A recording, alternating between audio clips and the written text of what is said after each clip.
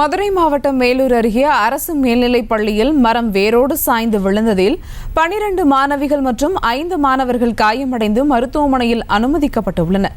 கூடுதல் தகவல்களை எமது செய்தியாளர் முத்துராஜா வழங்க கேட்கலாம். வணக்கம் முத்துராஜா, விவரங்கள். வணக்கம் சுபா. மதுரை மாவட்டம் மேலூர் அருகே தெற்கு தெருவில் உள்ள அரசு மேல்நிலைப் பள்ளியில் தற்போது 10ஆம் வகுப்பு மாணவர்களுக்கான அரையாண்டு தேர்வு நடைபெற்று வருகிறது. இந்நிலையில் காலை பள்ளி வகுப்பறையில் மாணவர்களுக்கான தேர்வு நடைபெற்று வரும் நிலையில் மதியம் நடைபெற உள்ள அரையாண்டு தேர்விற்காக அந்த வகுப்பில் படித்து வரும் 9ஆம் வகுப்பு மாணவர்கள் பள்ளி வளாகத்தில் உள்ள மரத்தின் அடியில் கல்வி தேர்வுக்கு தயாராகி வந்தனர். இந்நிலையில் அந்த மரத்தின் அடியில் 40க்கும் மேற்பட்ட மாணவியர்கள் தேர்வுக்கு தயாராகி வரும் நிலையில் மரம் உறுதித்தன்மை இழந்து வேரோடு சாய்ந்தது.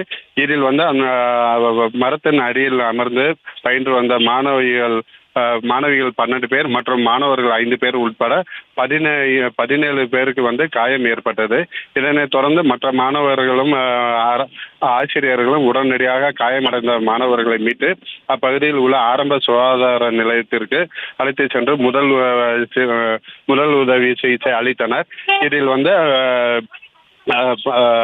7க்கும் மேற்பட்ட மாணவர்கள் மற்றும் மாணவிகளுக்கு கைகளில் மிகுந்த காயம் ஏற்பட்ட நிலையில் அவர்கள் உடனடியாக மதுரை அரசு மருத்துவமனைக்கு ஆம்புலன்ஸ் மூலம் அழைத்து செல்லப்பட்டனர்.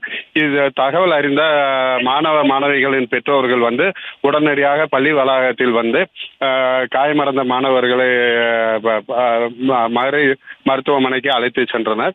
இந்த பள்ளி வளாகத்தில் மரம் வேரோடு சாய்ந்தது அப்பகுதியில் பரபரப்பு ஏற்படுத்தியுள்ள நிலையில் இது குறித்து தகவல் அறிந்த மேலூர் வட்டாட்சியர் செந்தாமரை மற்றும் பொறுப்பு காவல்துறை கண்காணிப்பாளர் கிருஷ்ணன் உள்ளிட்ட காவல்துறை அதிகாரிகள் தற்போது பள்ளி வளாகத்தில் விசாரணை மேற்கொண்டு வருகின்றனர். மேலும் இது குறித்து மதுரை அரசு ராஜாஜி மருத்துவமனையில் சிகிச்சை பெற்று வரும் மாணவர்களை மதுரை மாவட்ட ஆட்சியர் சங்கீதா சந்திக்க உள்ளதாகவும் மேலும் கல்வித்துறை அதிகாரிகள் சந்திக்க உள்ளதாகவும் தற்போது தகவல் வெளியாகியுள்ளது. சுபா, விவரங்களுக்கு நன்றி முத்துராஜா. செய்திகளை உடனுக்குடனும் துல்லியமாகவும் தெரிந்து கொள்ள சப்ஸ்கிரைப் பண்ணுங்க.